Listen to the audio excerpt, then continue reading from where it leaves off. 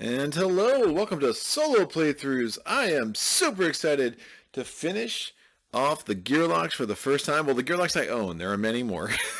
There are many more coming, actually, again, with the Hoplomachus Victorum Kickstarter. So I have 4 more coming. Then maybe I'll get one sooner. I don't know, probably not.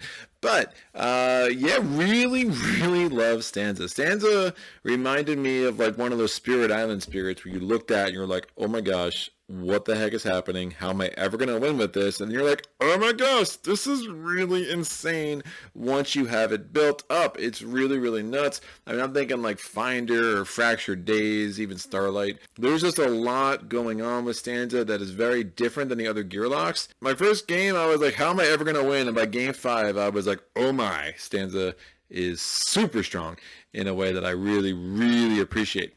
My thing with Undertow that I'm finding, and this is with both Stanza and Duster, and I haven't taken the base Gearlocs through Undertow. I did learn Stanza and Duster the first time through the base game, so that could be part of my problem here, is that I find the first 2 days to be so crucial to your chances in Undertow. And if I can get through the first 2 days and I'm okay, I feel really good about how the rest of the game is going to play out. And that's at least with the earlier tyrants that are shorter, right? So Colossum, who I mightily thrashed with Duster in a live playthrough a couple weeks ago, and now Barnacle. So those first 2 days are critical, and just like I said at the beginning of my live playthrough, there's a good chance that I'll actually do it on camera. I'll just have a restart if the first 2 days don't go well, and we'll just go forward and just try to get those day 1 and day 2 to come together. And I play on a legendary setting, so that definitely could be part of the problem. When I get a day 1 that only gives me 1 training point, it's not so great, because some of those day 2s are brutal in a way that really matters. So it's one of those situations where the variety is really nice, but if I get certain day 1s, I'm like, uh-oh, I better get a nice duo of baddies in that day 2 challenge that's about to come my way. And I often do push it when it comes to these encounters, because with the shorter tyrants, you don't have that much time to leave training points on the table. You don't have much time to lose an encounter, either of those. So you're kind of stuck really pushing it to try to get every training point you can to get to where you need to get to have a chance against the tyrant. And the tyrant of the day, will you please reveal yourself? Oh, it's an octopus named Barnacle. Barnacle looks like a lovely lad, doesn't he? So Barnacle, little is known about those dwelling in Daelore's aquatic depths. Murmurs of Barnacle's existence linger over every sea, river, and ocean. Of course, these tales are often soaked in ale at the local tavern, making the rumors that Barnacle is protecting something of great value difficult to confirm or deny. Barnacle's very cool. I'm really excited about that tyrant battle at the end, assuming we get there. He does have, well, 8 arms. He's an octopus, people. In a solo game, we will only see 4 of them, but that is enough. So here we have Barnacle and his stack of 8 health. So we'll just have that set here, and we have his little tyrant die. I'll just put that on top of his arms, because clearly, if he has a die, where is he going to put it but have his arms hold it? That's why he has 8 arms. Might as well make use of them. I'm going to shuffle up the baddie stacks. Again, there are 5 baddie stacks in Undertow, because you have the Mechs, which I'm shuffling up now. There are only 5 of them. We have the Krellin, which appear on the Raft side of the board. I'm going to shuffle them up. They never actually show up in the main part of a battle mat, but the Mechs and the Krellin both kind of start in these homes. The Mechs are more maneuverable and will move around the land side of this battle mat. The Krellin kind of stay on the outside of the raft and try to do damage to the raft if you have to place a 5th damage chip, or a wreckage chip as they call it in the rulebook. If you have to place a 5th one of those and you don't have 5 because you only have 4, that's another way for you to lose the game. I'm shuffling up the 20-point baddies. Probably won't see any of them. There are all the baddies in Undertow I do have in these stacks, because Barnacle uses all 3 baddie types. So that's the scales, the beasts, and the orcs. Now, as I mentioned briefly in my live playthrough, there are some compatibility questions between Undertow and the base game. The base game does have 3 special encounters for day 1, 2, and 3. Undertow has 2, so it does ramp up very quickly. I keep all the encounters separate for Undertow and the base game. I mean, the Undertow encounters use the Raft side of the battle mat. I find the loot and the balancing there, just, it is what it is. I just find it's a better game to keep it all separate. I know some people really like to throw it all together. This game's already swingy enough for me that I don't really feel the need to add a little bit more chaos into either the base game or Undertow. So this is how I like to do it. Now, that said, is I love transferring Stanza and Duster into the base game, and I will obviously start transferring the base game Gearlocs into Undertow, and that's fine. That totally works. To me, it reminds me a lot of Jaws of the Lion and Gloomhaven, how Jaws of the Lion, you're really not supposed to use the loot, and you're not supposed to use like certain aspects of Jaws of the Lion, some of the Jaws of the Lion rules, etc., in playing Gloomhaven, and vice versa, but the characters are freely interchangeable. Now, some might do better, like Demolitionist is probably going to do better in Jaws of the Lion based on how the Jaws of the Lion is built and based on some of his abilities, but he could be a very functional, she could be a very functional character in Gloomhaven itself. I'm not really sure what a Demolitionist gender is there. So that is that. The only big rule change other than the components and the encounters and the loot that Undertow has from the base game is that in the fatigue rounds, all units move diagonally. At first I read it as, oh, the Gearlocs can move diagonally, and I was really curious why they even bothered with that change, but then I realized, okay, the actual baddies can move diagonally too, so you need to be really careful. Times where you could just run around the mat and be safe in the fatigue rounds and just kind of let everyone die. In the base game, you really can't do that as much in Undertow. You're probably going to get hunted down and smacked in the face, because on a 4x4 mat, when the baddies can move diagonally, you really need to be in opposite corners in order to avoid any attacks from the baddies. Now, additionally, the mechs, they don't actually get affected by fatigue rounds, so when the mechs are on the board, there is no running out the clock on them. You also have to find a way to do the damage you need to do, which can be tough because a lot of the mechs have a little something called self-repair, which means that they will continually build defenses every time they have a turn based on one of their skills. I'm going to set up the encounter deck. Now, the encounter deck is an 8-day Tyrant with Barnacle, so we are going to take 8 - 2. Again, in the base game, it's 8 - 3, but in Undertow, it is 8 - 2 because there are only 2 special encounters for day 1 and day 2, but there are 4 of each for a nice little variety, which I really appreciate. So we're going to take the top 6 off the deck here. 1, 2, 3, 4, 5, 6. This game only comes with 12 solo encounters, so you are taking exactly half. Advanced math, I know, you can be impressed. And now we're going to roll and figure out which one of these day 1 encounters we're going to get. So I'm going to roll a d6 here. I got a 1. That will come into play, and then I'm going to roll a d6 again for day 2. Yoink, there we go. So that's into play. And then on the side here, we also have these other special encounters that may come in depending on what encounters we pull during the game. We also have the Tyrant encounter cards. I'm just going to stack these. Again, I do not shuffle my encounter deck. I just roll a die that is big enough to encompass all of the encounter cards. I just find that feels more random to me. Plus, I don't have to worry about a cover card and knowing what's coming up and all of that stuff. But another idea that someone said in one of the comments, which is really smart, you could always just shuffle up a deck. If you're worried about seeing what's going on, you could put a cover card on top and then draw your encounter deck from the bottom. I know that's something that people do with Mage Knight if they have discoloration issues and things like that, which could be a really good solution if you don't want to roll a die like me. That is that. I think we have everything set with the game. It's just time to figure out what the heck is going on with this mandolin carrying... Look, it's not a mandolin. I'm very sorry to mandolin players. It is a Luitar. Somebody can tell me the difference between a Luitar and a mandolin in the comments below. I guess a Luitar is more of an actual guitar. So my mistake. It's like a lute plus a guitar. Oh, look at that, man. The things I learned in the middle of filming a playthrough. So Luitar. No, not the Luitar. It is Stanza. Stanza has a Luitar. So nothing's more powerful than music. At least that's what Stanza would tell you. Wandering Daelore, she knows all the traditional songs and has written plenty of her own. Her music is dangerous, controversial, and occasionally illegal. Her instrument, the Luitar, features a blade as sharp as her lyrics, capable of some very literal shredding on the battlefield. She is a melee baddie. She starts with 5 health, which is super nice. She starts with 3 dex, which is okay. She starts with 1 attack, not so great. And she starts with 1 defense. She also starts with die number 6 in play. This is a Luitar. At the beginning of a battle, she rolls her Luitar die, and that determines how much focus she has. Well, why does she need focus? Well, focus is what allows her to play various songs over the course of a battle. So you cannot play songs if you don't have enough focus to play all those songs. So from 1 through 11, not counting the Luitar die itself, these are all song dice. So you can pick these dice, you can just set them in an active slot for 1 dex, and then you will carry out the different benefits that it gives you, right? They're very, very strong, but they all have a focus cost in the bottom right. If you have 3 songs going and the total focus cost would actually pass your focus amount that you have in your prep area on a given battle, well, you got some problems, but there are different ways to actually increase that focus. One of the ways is by actually using your first backup plan, which is a tune-up. It allows you to increase either your Luitar die or your amplifier die in the prep area.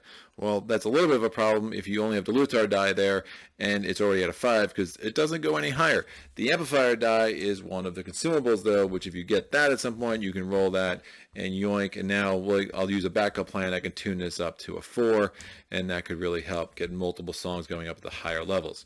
Fortunately, the songs start at a pretty low focus cost. So it's only 1 usually, and then it'll go up to 2, 3. You kind of get a sense of the advanced planning that you're going to need to do to make sure that if there's a stanza of a song that you really want to play, Stanza, get it, that's her name, that you really need to have the focus available to play all the songs that you want to play on the following turn. You turn your songs over at the beginning of your turn, and there's 3 different options there. So the first option is, say I have Forever Mine on my skilled dice area. At the beginning of my turn, I can put that in play for 1 dex, and I immediately carry out that benefit. And I have to start it at the intro section of that song, so the one that has, again, a 1 in the bottom right. The next turn, at the start of my turn, I would have to either advance this, I'd have to exhaust it, or I can vamp it. Now, vamp it just means I'm going to like a part of the song that it's just still going, but I don't have to spend a dex on it, but it does require 1 focus if I'm vamping it. And then the following turn, I have to either intro it again to do that same part again that I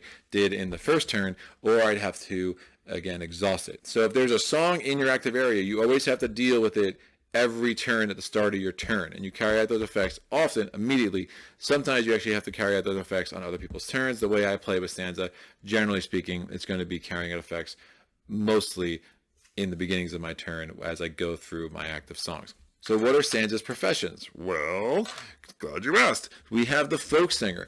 So the folk singer dice, they provide a lot of buffs and things like that. It's not a profession I use very much in a true solo game, so we won't really talk about that much. The next profession we have is a emo screamer. That is a profession I really, really like true solo. The emo screamer, that's where you're going to get a fair amount of ability to do some damage and like hinder the baddies a little bit. So we'll see the River Deep and the Breaking of Daelore. The Breaking of Daelore is an awesome, awesome die that can do true damage just by advancing the song to the next section. The River Deep can be helpful where it actually can minimize the movement of baddies as they're moving around the mat, so you can stay closer and still prevent them from actually reaching you. Now, sometimes you'll have dice that will also affect your own abilities to move and will take away some of your own decks. And who the die affects, it always says in the top right who the affected unit is. You could say self, it could say party. Obviously, party and self are the same in a true solo game. It could say everybody, it could say just a target, or it could say all baddies. So you really need to pay attention to all the information as you go, and we'll walk through that throughout each turn of the game as I have songs out. So really do like the emo screamer profession for Stanza. It is not the first place to turn though. You do need to do a little bit of build up before you can really start accessing those dice in a way that's going to be effective for you, at least in my experience. So what are we going with first? Well, the music therapist profession can be very, very helpful, right? So we have Forever Mine, which is crazy. So it allows you to take turns for baddies, 0.1 baddies at first, 0.3 baddies, and then 0.5 baddies, or then you have to vamp it or exhaust it, which we'll get to. So that's a die I want to get pretty early. And then Older the Old Selfree is another good die, which is also recommended by the beginner strat. That die allows you to get some buff health, but also can actually heal everybody as well. So it's, again, another die that might affect all the baddies and give all the baddies a +1 health too. So you want to make sure that you aren't helping the baddies more than you're helping yourself. It's not usually a good strategy to win this game. Don't use Stunning Beauty or Second Chances all that much in a true solo game, but I could see there's a lot of strategies that you could really dig into in some of the longer battles with the longer tyrants in this game. So those are things I'm looking forward to as I explore Stanza in the future. One of the professions I love, and I will probably go to it early, is the metalhead profession. Now the metalhead profession is a little different than the other professions because these are not songs. These are more what you're used to with other Gearlocs. You're just rolling dice. They are all damage dice. Now they have one third of these dice are bones, which in some ways you might want. We'll get to that when we get back to the backup plan. The one die here, which I will probably take early, it allows you to do damage and then place a poison die. The next one allows you to do damage and then allows you to also do damage to an adjacent target. And then the last one allows you to do true damage right off the bat. These 3 dice will probably, if things go well, they will probably be on my pad by the time we get up to the Tyrant. I find them all hugely helpful up against Mr. Barnacle himself. I already talked about one of the consumable dice, the amplifier. Again, that allows you to get more focus for your prep area. And then we have the Luitar strings. It just allows you to get a lot of bones. Now, why would I want a lot of bones? Well, we already talked about tune-up. That only takes 1 bone. So there's really 3 other backup plans. Obviously, the big one is, like with all the Gearlocs, I can get to my innate +1. What does the innate +1 do? Well, my innate is always to roll a Luitar die to begin the battle. The innate +1 allows me to add 1 to that roll, which can be really huge. And I think it also allows you to add 1 to the roll for the amplifier die. Nope, just the Luitar die. Well, I lied. So it does allow you to get +1 to the Luitar die, which actually can be really helpful. The other 2 backup plans here. So there's a 3 backup plan and a 5 backup plan. There is no 2 backup plan and there is no 4 backup plan with Stanza. The 3 backup plan is really cool. It allows you to advance a die twice a turn. Normally you're only advancing a die in your active slots that's playing a song once a turn at the beginning. Well, if you spend 3 bones, I can advance it again, which can be huge. Now, I still need to have the focus, so I might need to exhaust another song to actually advance the song that I want to advance to get that benefit immediately. But it's really, really cool, and it doesn't cost any dex to advance a song if you do the 3 backup plan, as opposed to it does cost the dex at the beginning of your turn. So that can be very helpful. The other one that's super cool, but it's obviously something you want to do at the end of a scenario, or if you're just super desperate and you're going for a Hail Mary, if you have 5 bones, you can do a Luitar smash, which basically you can take the amount of focus you have in your prep area, you half it, round it down, and then you can do that much damage to your target baddie. It's really sick. However, because you just smashed your Luitar, guess what? Everything else that you have in play, all your other songs, all of it just goes out. So at that point, all you'll be left with is if you have anything in the metalhead profession or your attack dice and your defense dice. The way I build stanzas, probably not by the book. Someone could tell me in the comments if it is or it isn't. I love to get that dex die up high. I'll get 1 extra attack die. I probably won't touch the health and I probably won't touch the defense.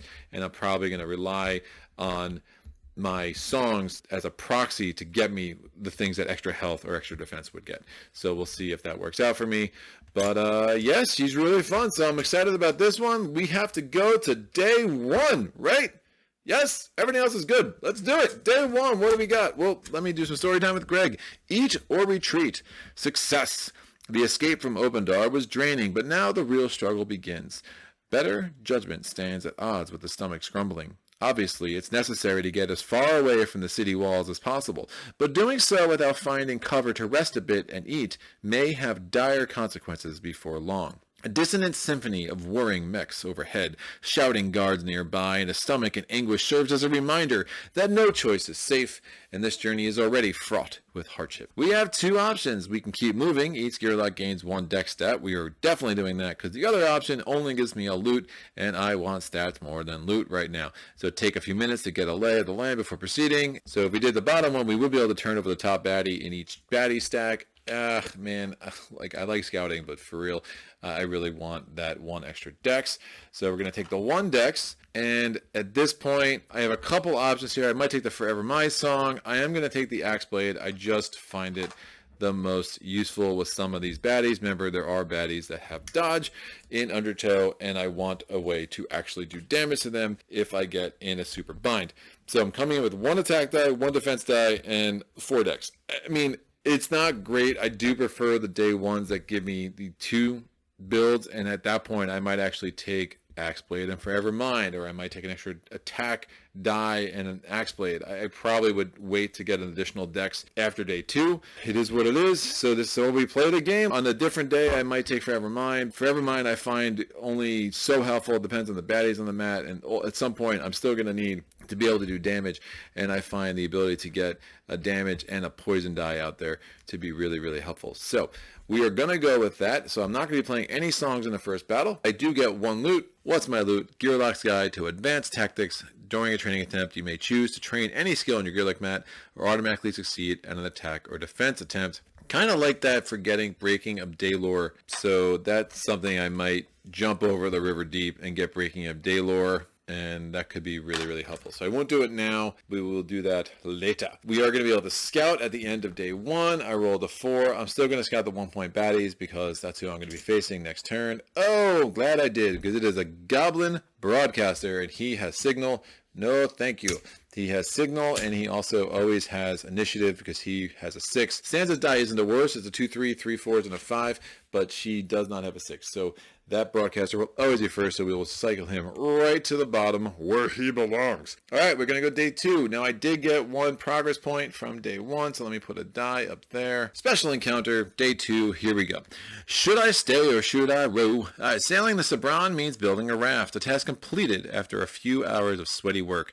Time to push off. Before the maiden voyage of the USS Nobulus's Bane can begin, however, a flaming arrow thunks into a plank. A glance at the wood's edge reveals a clutch of aspiring pirates perched in a tree stand, knocking more projectiles to rain down from on high. To stay and fight means facing the group with mechs close on our heels, but fleeing now will allow the novice marauders to put holes in the raft structure, and in the raft's captain if an enemy manages to jump abroad. Don't put holes in a captain. It's not good. So, if I row, there will be trouble. Baddie points, add a Krellin. So, it'd be basically 2 points of baddies and then a Krellin. So, you would have basically 3 enemies total. All baddies enter the battle mat with a 2 hit point stat. Place 1 brick chip on the raft. The other one is, if I stay, there will be double. So, that would be a battle on the land. It'd be baddie points where you have to add 2 mechs. All baddies enter battle mat with a 2 hit point stat. That's really hard to do on day 2. We're not going to do that. We are going to do the first one. So again, the mechs, they don't suffer from fatigue. I don't have a lot going on for me right now, a stanza in day 2, so this is going to be tough. But the good thing is all baddies will enter the battle mat with only a 2 hit point stat. Now that 2 hit point stat clarification can be really important when it comes to certain baddies that have like detonate, right? So detonate's a thing. If it has less than full health, it will blow up at the end of its movement. However, it actually has a 2 hit point stat. So if it comes out on a 2, that is its full health. So even though it's normally a 3, detonate wouldn't trigger until it actually takes a damage. So we're going to do baddie points. I'm going to get 2 of these suckers. The first one is a Timid Geophage. The Timid Geophage is going to come on in the melee position on lane 1. It's going to go up there. It has 6 health. I'm about to lose my Gearlocs Guide to Advanced Tactics because there's no way I'm doing 6 damage to this dude in 2 rounds. Again, the Timid Geophage has what? It has Treasure and it has Flee. Treasure means that if I manage to kill it before it flees the mat, and we'll get to flee in a second, we would put a loot die there, and if that loot die was on the mat, if I was adjacent to it, I can spend 1 dex to get that loot die, immediately roll it, and get the benefit. So in that case, it would be 2 loot. However, the Timid Geophage, because of flee, is going to leave the mat at the end of round 2 and at the end of round 5, depending on when it came on the table. And once it leaves the mat, it's gone. Like, it just goes away. You defeated it in a sense because it goes into the defeated baddie stack. However, because it fled, what does it take it with it? It's a hungry geophage, clearly, so it's going to eat my book of advanced tactics as it runs out the door. So a little sad we're going to be losing that, but there's, you know, way worse baddies that I would have been even sadder to have to contend with. Oh, by the way, we're adding a Krellin. So I messed up. The Krellin is going to be first. The Geophage is going to be in lane 2 because Krellin are always placed on top of the baddie cube. So glad I caught that. Now, what do we have here? We have a Krellin Underroad. It's got Poison 2, which is nasty. It's got 5 health. This is my least favorite of the Krellin. And when a Krellin comes on the board, does it go into a lane? No, you roll a die. I rolled a 2, so this Krellin is going to go here. We also have to put 1 wreckage ship anywhere on the mat, so I'm just going to put it up in the corner just for simplicity. And then finally, we have another level 1 baddie, and this baddie is a Cobalt Collector. This Cobalt Collector comes into play with the lane 3 thing. The other thing that I'm doing wrong is they only have 2 hit points. So this dude is going to come here with 2 hit points. He's also in a melee.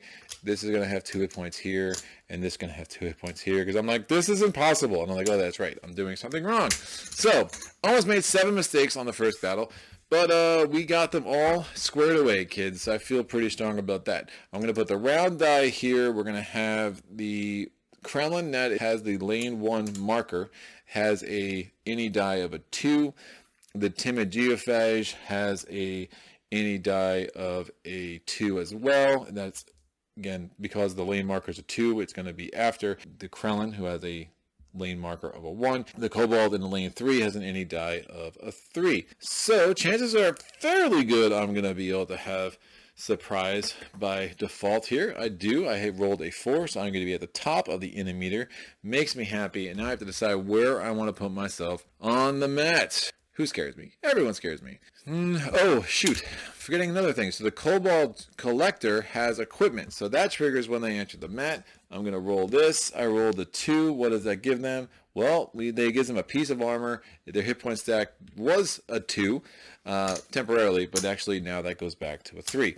Could be worse. I'd kind of rather give them that than give them initiative or give them an extra attack die, which are the other options when you have the equipment keyword.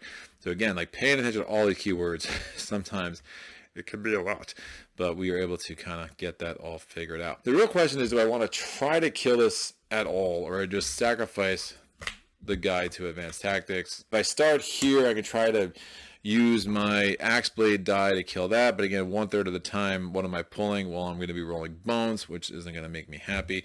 I will roll the Luitar die, even though it doesn't really matter, but I have a focus of a 4, but no songs, so that's obviously not going to make too much of a difference. Based on these specific baddies, it might have been better to get the Forever Mind die, but you just really don't know what you're going up against, right? So you have to make those hard choices, kids. Gonna be in trouble, I think. So I can't get poison. Poison is super bad. I do have 4 decks, so I'm going to try to use that to my advantage. So let me see if I can't just kill this dude, because if I can wipe him out, I won't have to worry about wreckage ships, I won't have to worry about poison, and then we'll see what he does in his first turn. So I'm going to put this up here to show that I chose option 1, as if I would forget. But with my 4 decks, what I'm going to do, I'm going to roll the Axe Blade, I'm going to roll my 1 attack die, I'm going to roll my 1 defense die, and I'm just basically wasting a dex. Hopefully I'll just roll a 2 on my attack die, and I will save my Axe Blade for another day. But come on, Krellin, you've met your end. Yikes, that's terrible. that's garbage. I just don't even know what to tell you. No shield. I rolled 2 more bones. I'm gonna die. Then I rolled 1 attack. So what do? I'm gonna do 1 damage to the Krellin, and that's super sad, because that was not what I was hoping for. Let's go next. The Cobalt Collector is going to move down here. The Cobalt Collector is rolling 1 attack die and 1 defense die, and it rolls 2 bones. Well, that will help. We're going to go next. The Krellin. Now, the Krellin, if there was no one to attack, would move, and then it would try to do damage to the raft. There was no one there to attack. But since I am there to attack, it's going to put a poison 2 die on me, which is super bad. And then it's going to attack me with a 1 and a 1. It does 1 damage, and it gives itself a shield of 1. Now the Timid Geophage is going to go. They don't move. They don't have anyone to target. They don't have any attack dice. So what they're going to do is just roll a defense die, and they also roll the bones. Bones everywhere, kids. So we go to round 2. Let's try to kill this dude. Take 2. I'm going to roll 3 dice, the same 3, hoping for better results. And I rolled, oh my gosh. Oh, I take 2 true damage because of the poison.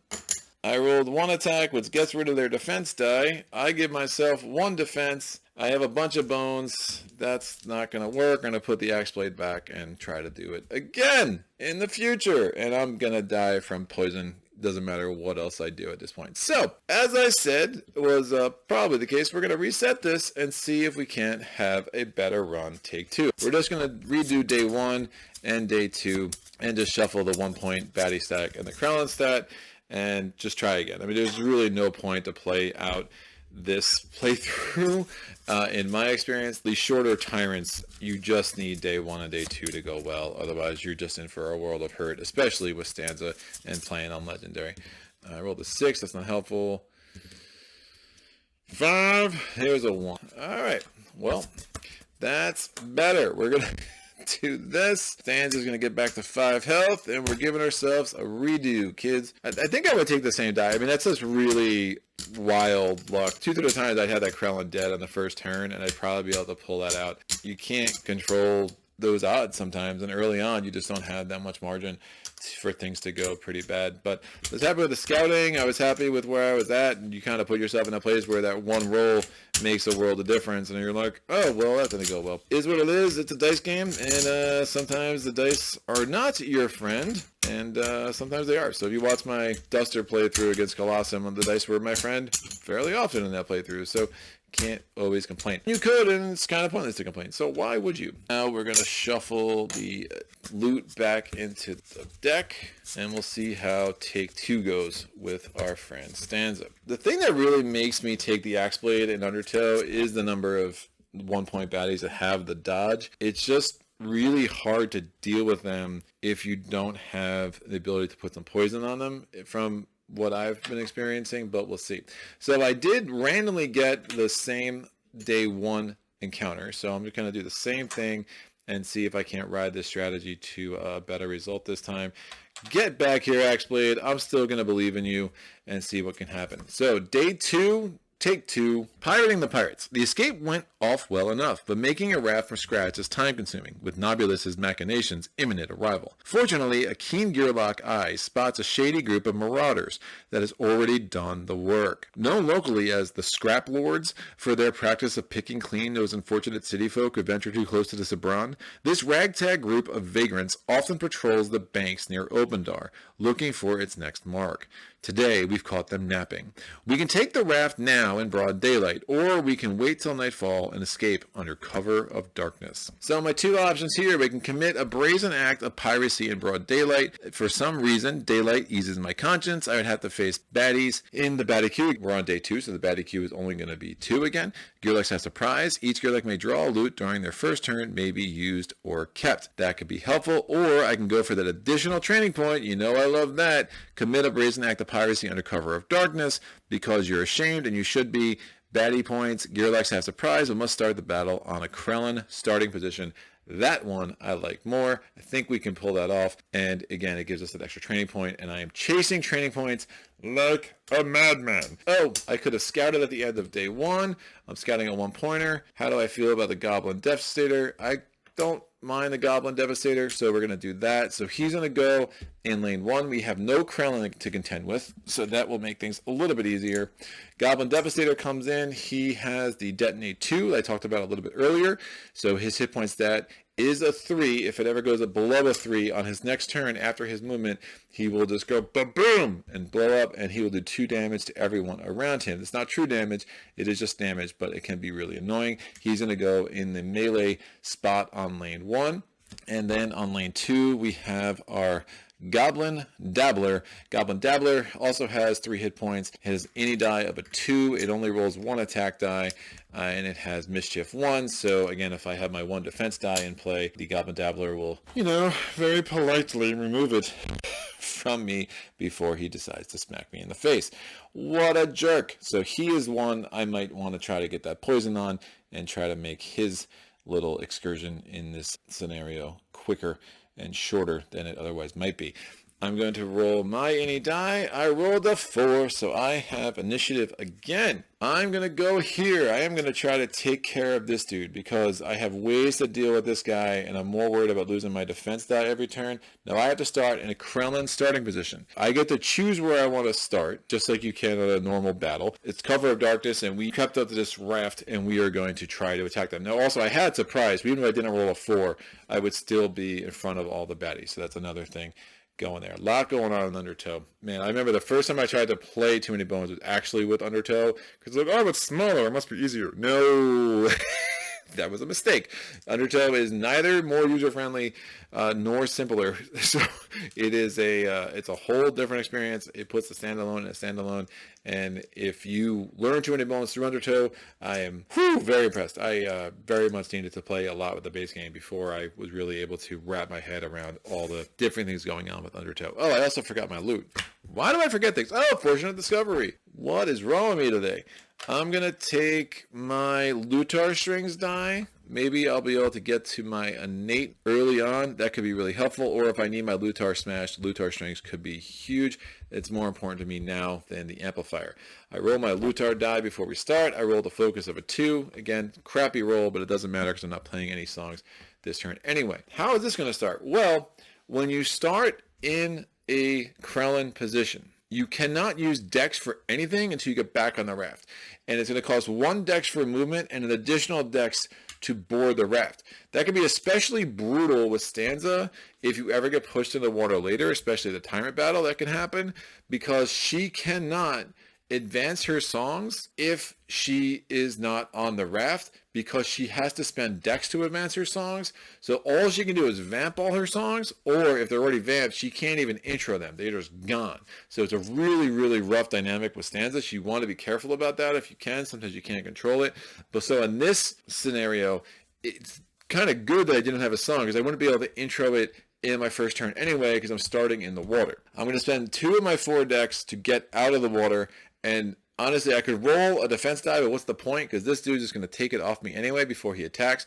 So I'm going to roll my Axe Blade. I'm going to roll 1 attack die, my only attack die, and please, for the love of Sima GFHs everywhere, let this work! Oh my gosh!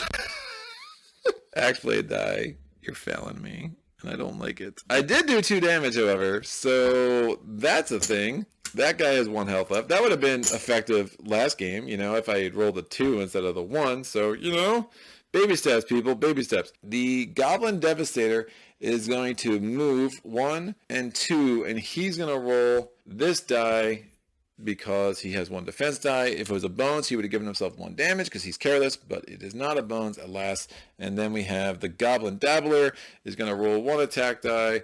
He does 1 damage, so I am down to 4. We go to round 2. Again, starting my turn. This is when I would do anything with my songs. I have nothing. I am going to attack. I'm going to roll these 2 dice and my shield. Do I want to roll the Luitar strings? Yeah, might as well. I have the 4 Dex, and maybe I can get my innate +1. It can be really helpful in future battles. I rolled. Hey, I would have hit with the Axe Blade a little bit too late. I do get 2 defense, which I really like. I'm going to save the Axe Blade. I'm going to get 3 bones. Man, I don't think I'm going to get to an A +1 anyway. And with that roll, I'm going to choose not to use that. So I'm going to put that back. I am going to do 2 damage with that, and this dude is dead. Now, again, I rolled the defense die, even though he has mischief. Why? Because I was hoping I would defeat him with his last remaining health, and then I would be able to have that shield left for when I get attacked by the Goblin Devastator. So, thank you, Dabbler. You are gone. I will take your any die out. And now we go ahead with the Goblin Devastator. Goblin Devastator is going to move 2. He's going to roll 1 attack die.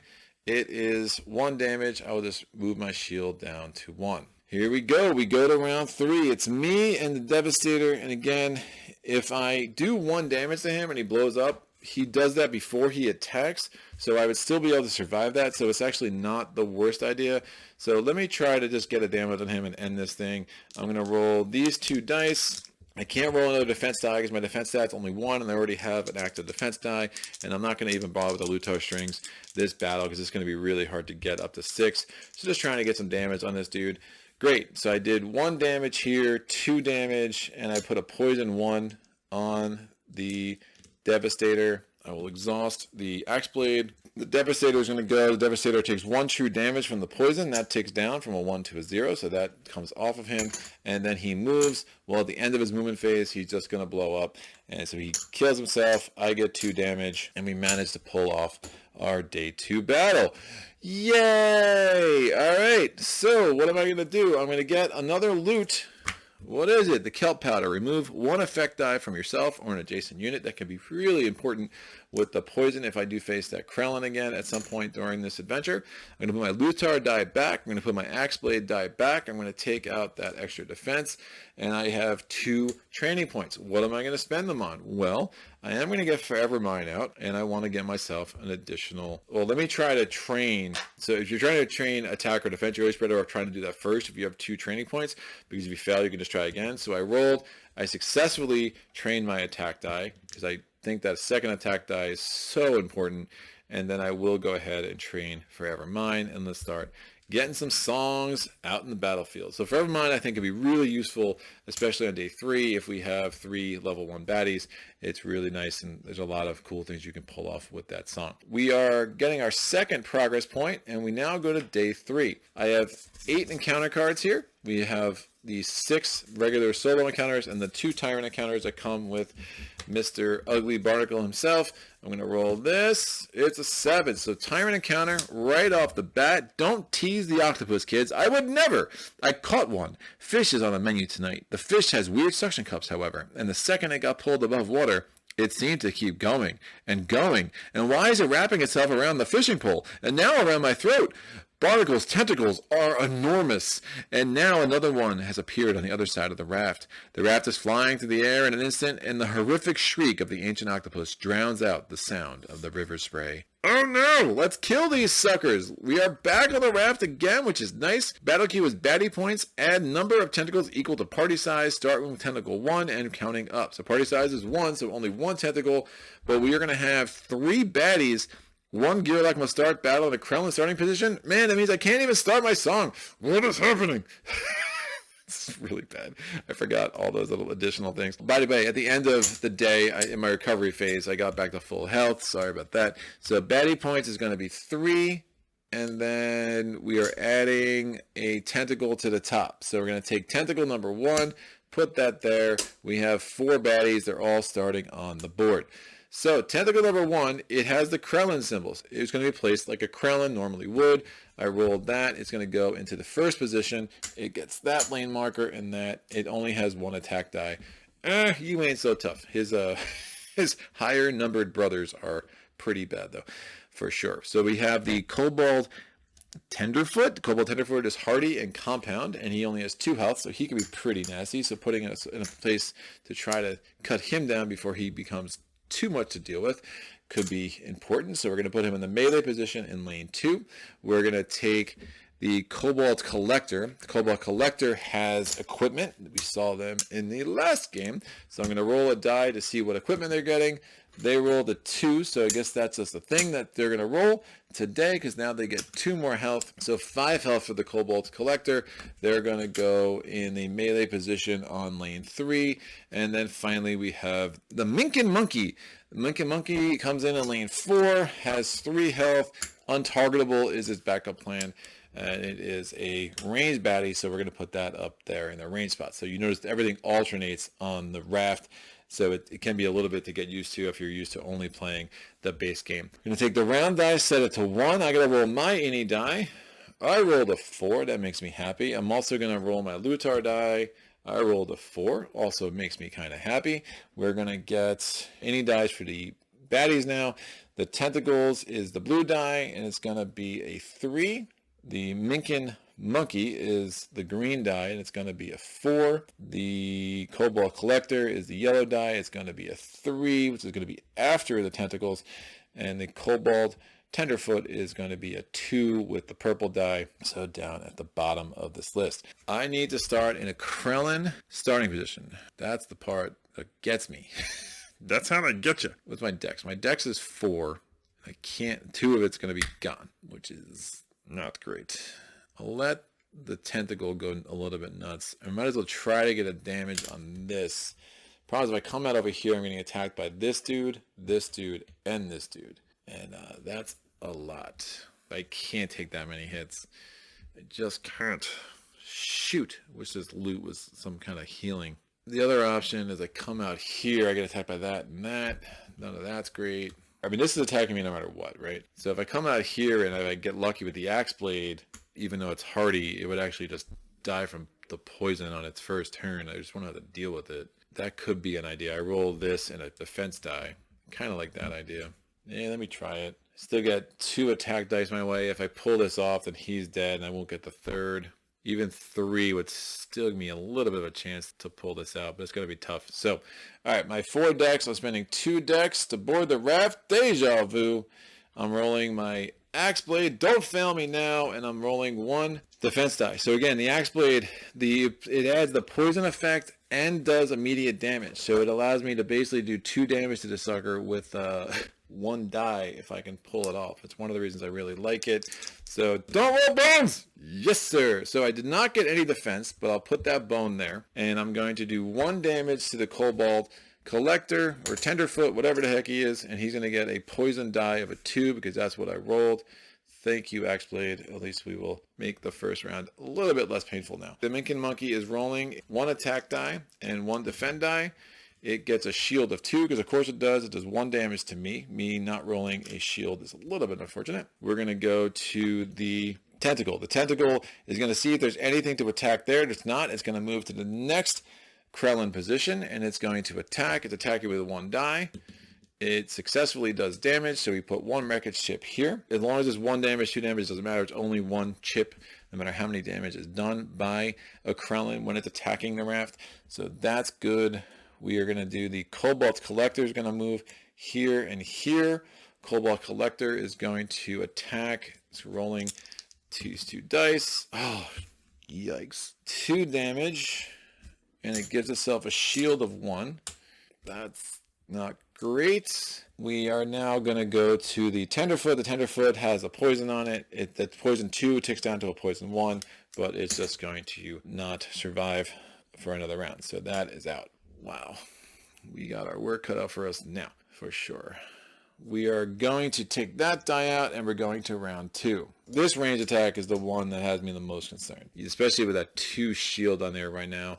This Tentacle I can let go wild for a little bit. I'm not that worried about it, but I am going to need to find a way to kind of get some other things done here. Man, that 5 health is bad too. Oh, it's really gross. Because even if I get the fatigue rounds now, it's like, what's the reality? I mean, I do have this Luitar die, so I could do a Luitar smash, which would be only 2 right now. So that's something that I can kind of keep in the back of my mind. First thing I'm going to do on my turn is I'm going to start playing Forever Mine. So I'm going to intro that song. It cost me 1 of my 4 focus, so I'm totally fine there. And it's going to allow me to take a turn for a level 1 baddie. Do I even care about the Tentacle? I think I try to take this guy down a bit. It's just going to make the most sense. It's going to be the hardest for me to pull off.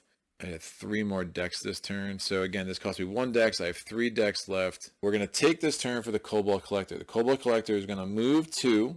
And all of its skills are optional. Obviously, it doesn't have any skills other than the equipment that it already started with. So it's not like any triggers on its turn.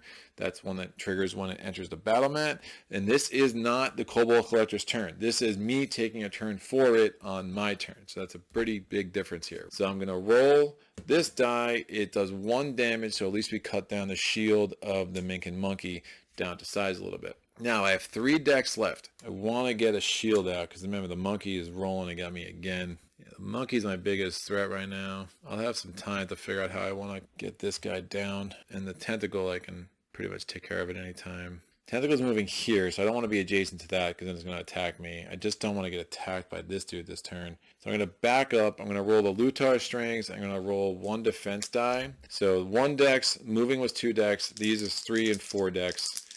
And we'll see what I can get set up here. So I get 3 bones there, and I do get my 1 shield. The Mink and Monkey's on the go. Mink and Monkey's rolling 1 attack die. It rolls a 1, so I lose my shield. The Tentacle's going to go. No one to attack there, so it's going to go here. It's going to roll 1 attack die. It rolls 2 damage again, so it's going to put a damage here. And again, there's wreckage chips. There's only 4. If I had to place a 5th, I lose. And now the Cobalt Collector is going to move 2, 1, and 2. I'm just so far away from that monkey, and I don't know how to correct that. Because every time I take a turn for the Cobalt Collector, I'm going to keep pushing it back in my way, where I'm going to be in a place where I'm taking attacks from both of those guys on the same turn, which is probably game over for me if that happens. But we have round 3. Oh, this is bad. Getting this Tyrant encounter on day 3 was not my idea of a good time. So I'm going to advance this song. It allows me to take a turn for a level 3 baddie or a 3-point baddie. So if there was a Krellin in play, Tentacles don't have points. They're Tyrant chips in a sense. They don't behave like Tyrant baddies in every way, but for the purposes of points, they're considered Tyrant. I can't take a turn for them, but I can do another turn for a level 1 baddie. So we're going to do 1, 2, and we're attacking with this 1 attack die. Does that make any sense? It's 1 damage, so the shield comes off. No, it doesn't make any sense. Doesn't make any sense. Let me redo this. Let me kill the Tentacle finally. I had him move 1, 2 this way. On his turn, he would have moved there. It's both still 1 away from me. And they're going to move 1, 2 on my turn. He's going to roll the 1 attack die. He rolled a hit. So I just killed the Tentacles. And so that at least will let me not to worry about wreckage. Again, that was an additional turn for the Cobalt Collector on my turn. So now I'm still going to go. Cobalt Collector is going to be able to get to me anywhere. Wreckage ships do not affect the movement of the baddies. They do affect my movement, so it'd be all 4 of my movement to get here. Still might not be the worst idea. Yeah, I'm gonna move 1, 2, 3, 4. But the monkey could totally wipe me out. No, I'm gonna do 1, 2. He still can't get to me from there, so that's fine. I'm gonna roll this 1 defense die and see what I get. I got a bone, so I do have enough for the Luitar smash, which is interesting but not great, because now I'm super vulnerable. The Mink and Monkey's gonna go. He's rolling 1 attack die. It's 2 damage. I'm dead. Yikes! Oh, that was so gross. Yeah, rolling defense dice and coming up bones when your stanza early on can be super vulnerable. So that's fine. We'll take that loss. If I get another loss, we'll decide what I want to do then. I did use this die, so unfortunately my consumable is out. And I didn't even have 6 bones. I couldn't even do the innate +1. I'm going to put my Luitar die back. This comes back. This goes out. So yeah, that's a tough Tyrant encounter for day 3. You know, so just a little bit unfortunate there. These undefeated baddies are going to go back in their stack, like so. These are going to come out, and with that extra day with Barnacle as compared to Colossum, I think we still would have a window of a chance. We'll see. It's going to change how I want to build this. So I might not get Charge Swing and Fury Cleave, but if I get Undertow, Zelfree, the River Deep, and Breaking of Daelore, I would still feel fairly strong about where I'm at if everything else can kind of go my way and get a little bit lucky with my rolls here. Did not get any reward, but I still get my recovery phase. We did that. I had nothing in lock to take out, so everything is right on my player mat. And now we go to day 4. So we're still at 2 on the progress. I'm going to have to roll a D8 because there's still 7 possible encounters in here. I rolled a 6. Reach out and touch someone. The fog rising from the Sibron at dawn is a true sight to behold. Regardless of what evil and despair may lurk beyond its many twists and turns, the fog itself typically offers a sense of calm and peace. Unless it's like today, so thick that seeing more than an arrow length ahead is nigh impossible. The hair on my neck prickles as the hair of some other beast brushes against my hands. A few swings and lunges reveal that the enemy is just as senseless as I am in the fog. As the hour rolls on, however, the fog may lift, and I may be in over my head. Oh no! So the War of Fog, it gives me an additional point. I think I'm going to be doing this one. The War of Fog, at baddie points, add 2 points. It'd be a 5 and a 1 if I did this now. When baddies enter the battle mat, they are placed face down and only in baddie range starting positions. While face down, baddies do not have any or stats and do not move. When a Gearloc moves adjacent to it, reveal it. As baddies are revealed, add hit points and place any die in bottom spot of any meter, after which they now function normally. So the first time I reveal it, they are going to attack me on that very turn. So that's interesting. Otherwise, I could just have a battle queue of 2, but I really want to chase training points, so we'll see how this goes. It's going to be a 5er and a 1er. 5 is going to be on top. We do not reveal them. We're going to be on the other side of the mat here. So we put the 5er in that position. We put the 1er in this position.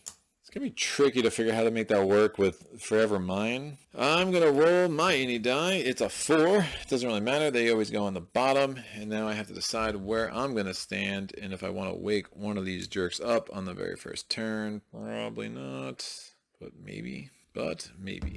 Should get a defense die in order before I do anything crazy here. All right, we're going to put that in play. I rolled my Luitar die. It is a 4. That'll be plenty with just the 1 song I have.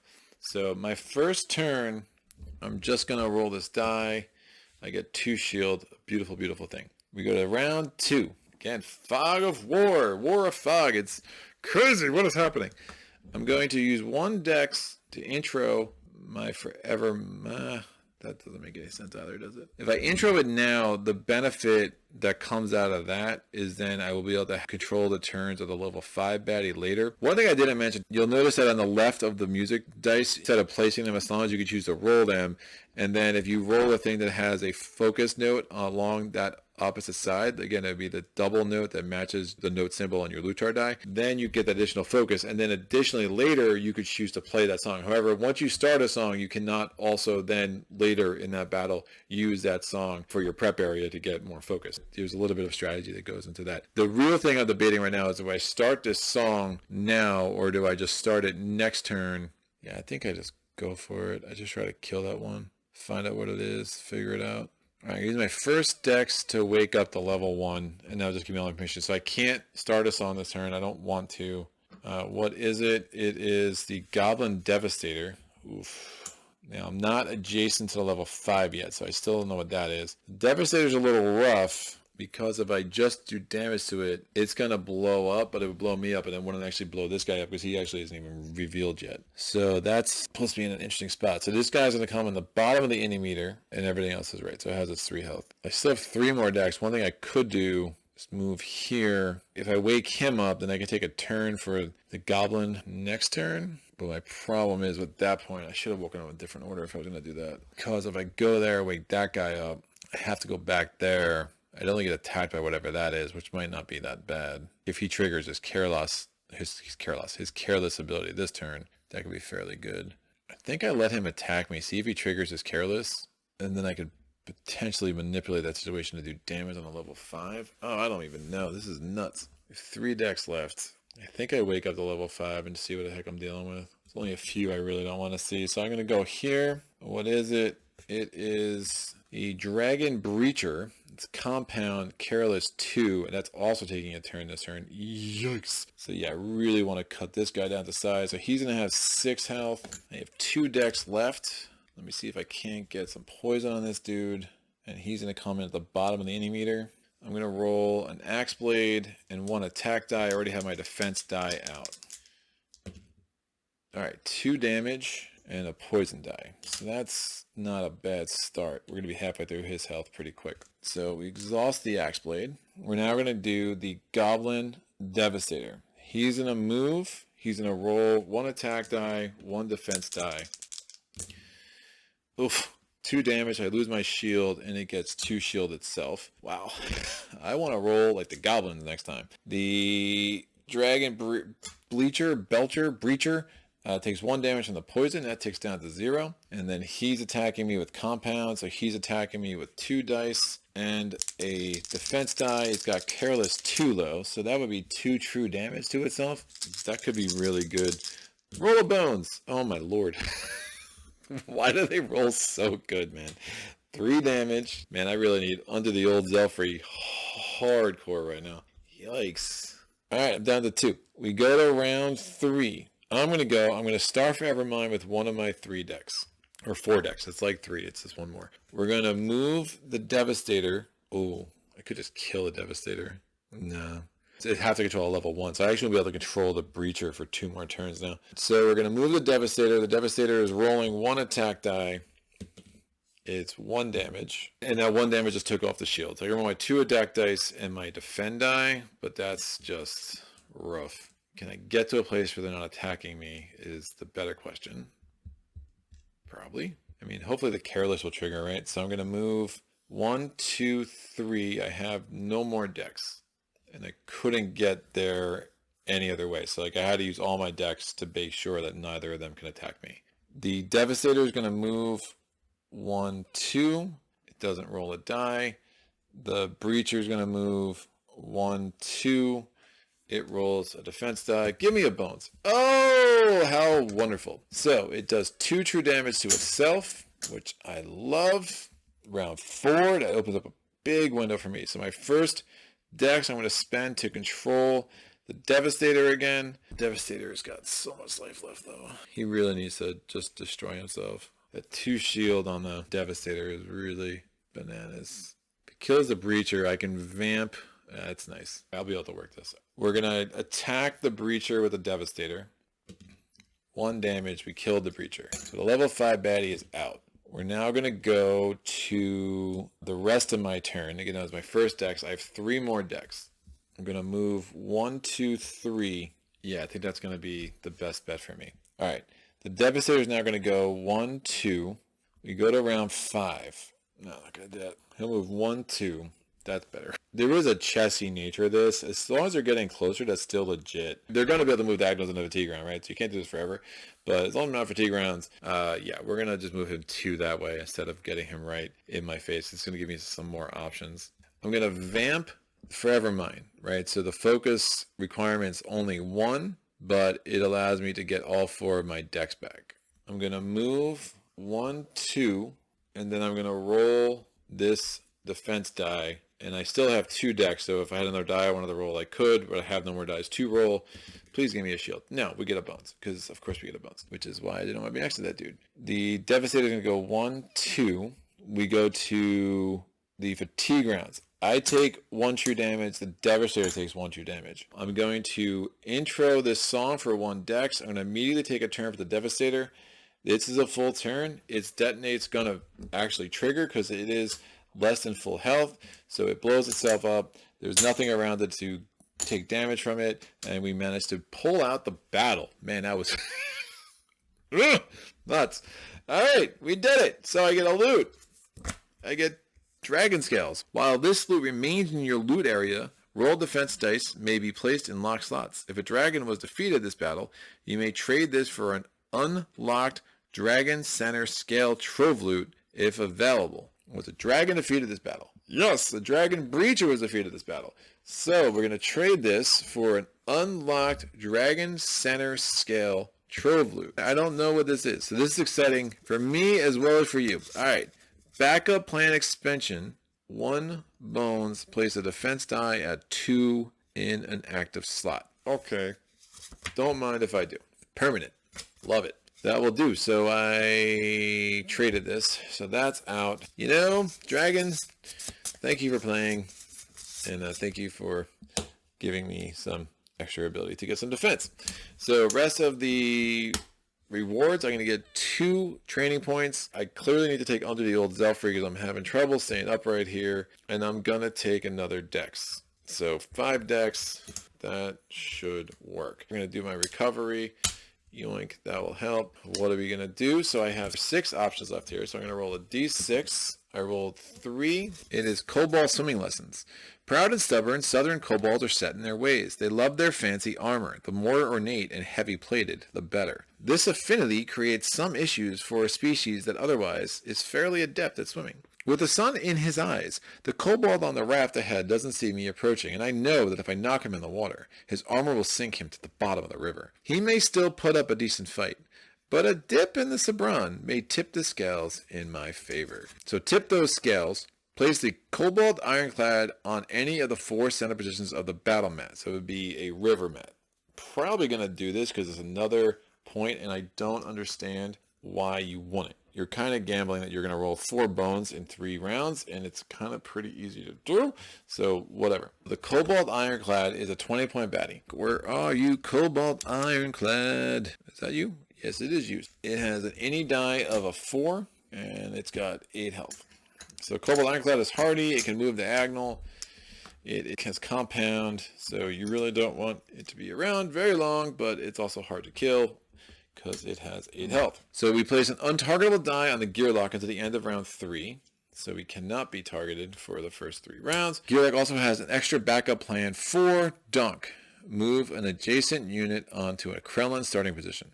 Encounter success is achieved by defeating the kobold or removing it onto a Krellin starting position. And obviously it's a lot easier to do the latter than to defeat it because it's got 8 health and it's hardy and compound and all of that other goodness. Feel good about that. We'll get another loot and 2 more training points if we can succeed here. I'm going to put myself here. The other option, by the way, would be I would just have a battle queue of 5, including a mech. So it'd be a 1 mech and it'd be 2 1-point baddies. So I'm untargetable until the end of round 3 or until the Gearloc affects the kobold in any way. I'll roll a Luitar die. 5. Wish I had the Luitar strings. The crazy thing is I can roll attack dice at it. I just can't do any damage to it because it's still like a target. That's why I don't understand what the big deal is. We have round 1. I'm going to roll my any die. It's a 4, so I'm ahead of the kobold. I go. I'm going to roll 2 attack dice, defend die, my axe blade. I'm going to start the song Under the Old Zelfrey. And what's this going to do? It's going to give me 1 buff health. It goes to self. That's only for me. And that is all 5 of my decks. I want bones, yo! I rolled 0 bones because that's how I roll. When I want bones, I don't get them. I'm not affecting him in any way. I'm not keeping any of these because I'm just going to re-roll them all the next turn. Awesome. This goes back here. I'm untargetable, so the kobold doesn't do anything but roll 2 defense dice. It rolled 1 bones. There we go. Round 2, I'm going to roll my same 4 dice. I want bones! Bones, people! There we go. Well, this axe blade, come on, man. Now you're just showing off. So I got 1 bones. Oh, wait. This other dex would advance. I would get myself a health, but we're already good there. It would heal all. So it healed the kobold, it would heal me. But obviously we're totally fine. I can put my axe blade back. The kobold's going to go. The kobold's going to roll 1 defense die because it still has 1 more to go. So there we go with that. We go to round 3. I'm rolling my axe blade, that, and a defense die. In my 5th dex, I'm going to advance this. I get 1 more buff health to party, and it's a party at 1, so it only goes to me. Again, it takes 3 focus, but we're totally fine with that. So I'm going to roll 1 bones. This is not going well. This dude can attack me no matter what because he can move diagonals. At this point, I just need to roll bones. I'm not going to apply any of this because it's insane. Again, 1/3 of the time, I should roll 2 bones from the axe blade, which is why I felt so confident in this. But clearly, this has not worked. The kobold still can't target me. It doesn't have any more defense dice to roll, so it doesn't do anything. We go to round 4. At the end of round 3, what happens? I lose my untargetable effect. So, my first dex, I'm going to advance this again. I get 2 more buff health to self, so I have 4 buff health total.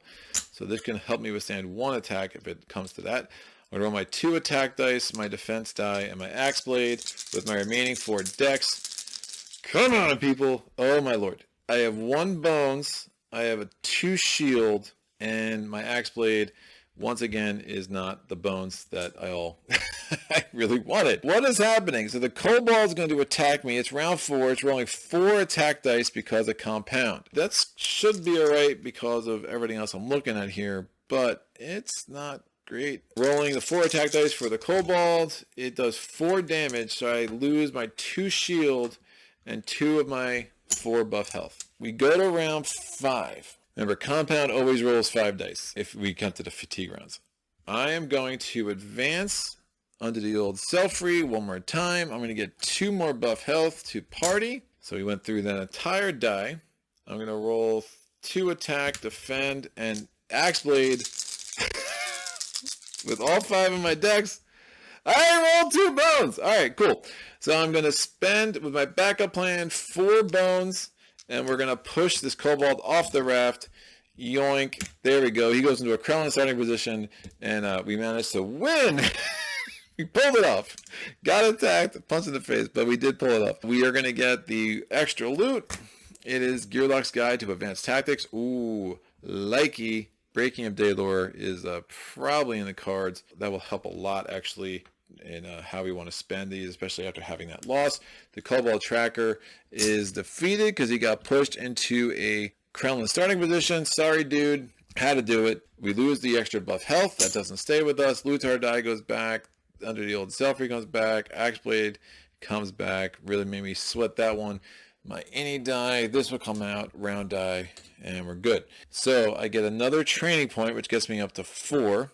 And I already got my loot, so I get 2 training points. I'm going to get another dex, gets me up to 6. I think I'm going to use this guide to get me the Breaking of Daelore a little bit early, because I can ignore all prereqs with the Gearlocs Guide to Advanced Tactics. So happy about that. This is the diagonal I want. Whenever I'm playing with Stanza, those 4 dice from 13 up to 4, or 4 down to 13, or however you want to count, is definitely what I'm looking for when I play as Stanza. I've spent 8 training points in 5 days.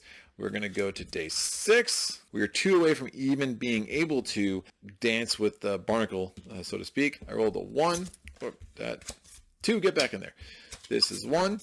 What is it? Storytime with Greg. Long may you slumber. When you travel the reaches of southern Daelore, between the hidden volcanoes, poisonous insects, and vicious poacher traps, it's easy to feel as if nature is hitting you with sucker punch after sucker punch. When a chance comes to score a cheap shot in return, you take it. When I was younger, I would have blanched at the thought of killing an enemy as it slept.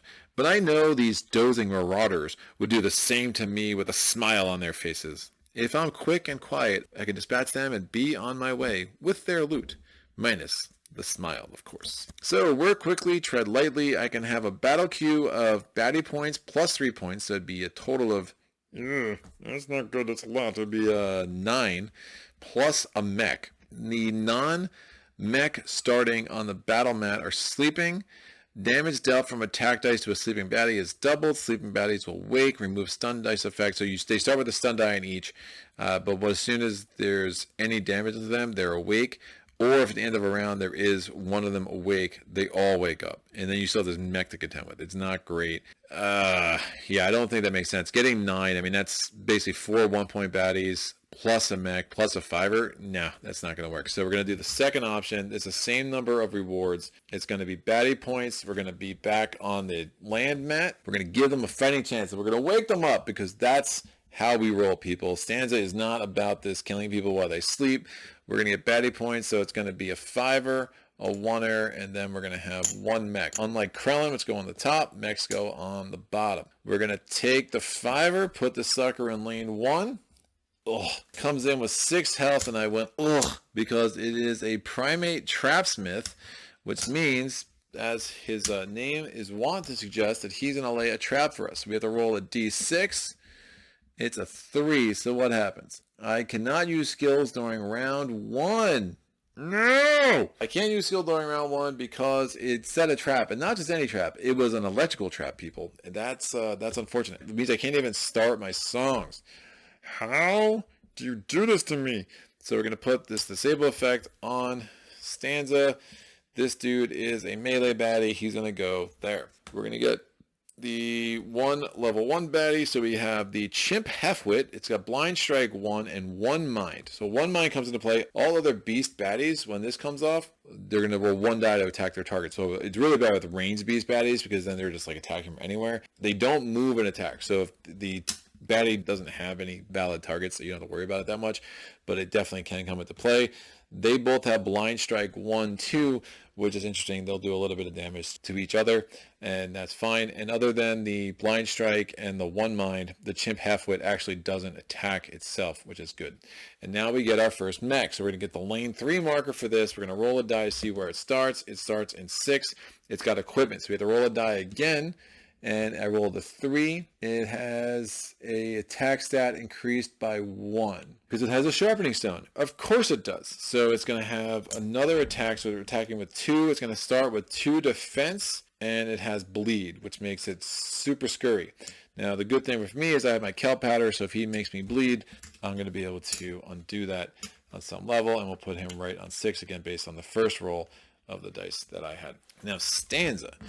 I really want to play my songs and I can't. Yes, I know. The woes of Stanza here.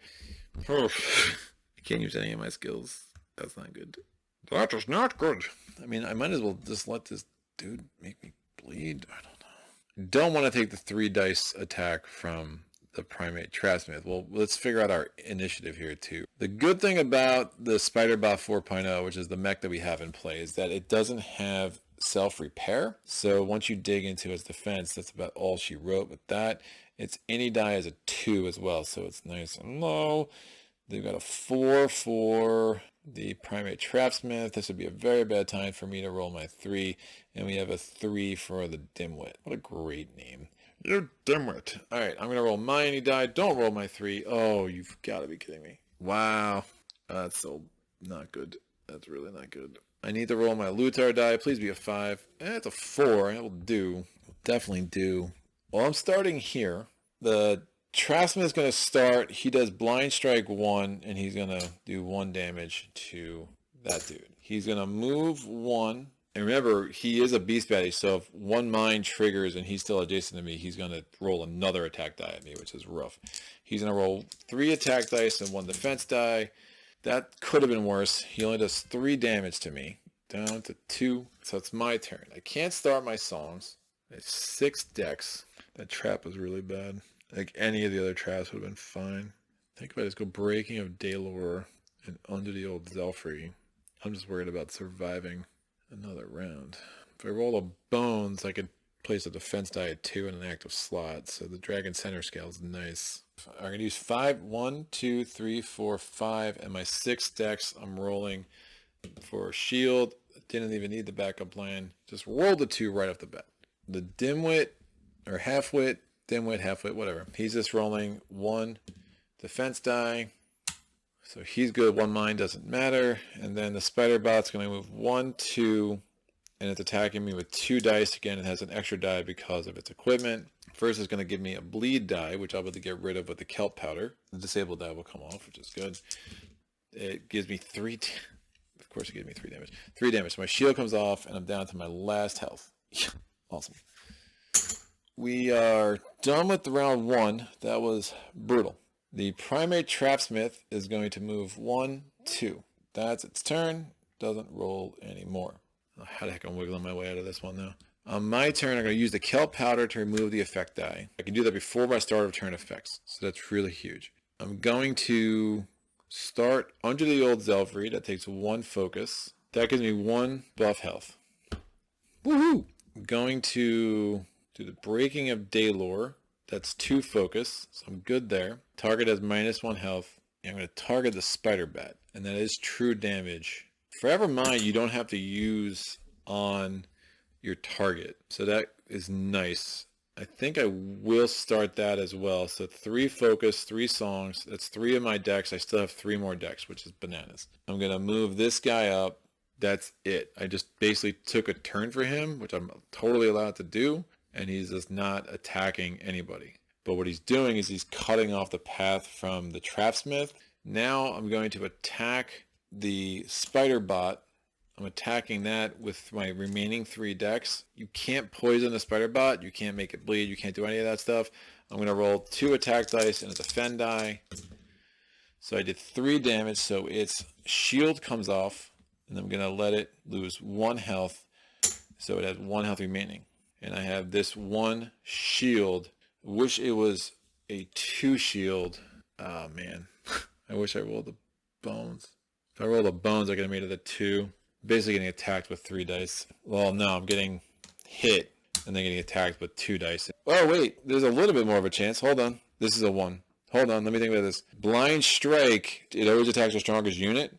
So I'm not taking any damage from that dude. He's actually going to do the Blind Strike on the trapsmith, which is better. Now, we'll see if I can get lucky with this roll. 1 mine would trigger, but again, I'm not adjacent to any beast enemies that would roll a die at me. And again, the 1 mine, it says other beast type baddie, so it's not like the baddie with 1 mine actually gains a die all of a sudden. So now, if I can roll 2 damage or less with the spider bot, we actually have this weird chance here. Don't roll 3 damage. All right, 2 damage. I lose 1 buff health, and I lose my 1 shield. All right. All right, piecing this together. Oh, and I'm also bleeding, but I have my kelp powder, so that's fine. Yoink. Round 3, the trapsmith's not going to move because he has no target. He can't go anywhere. He will do his blind strike, though, so he'll do 1 damage to the halfwit. I'm going to use my kelp powder to get rid of the bleed.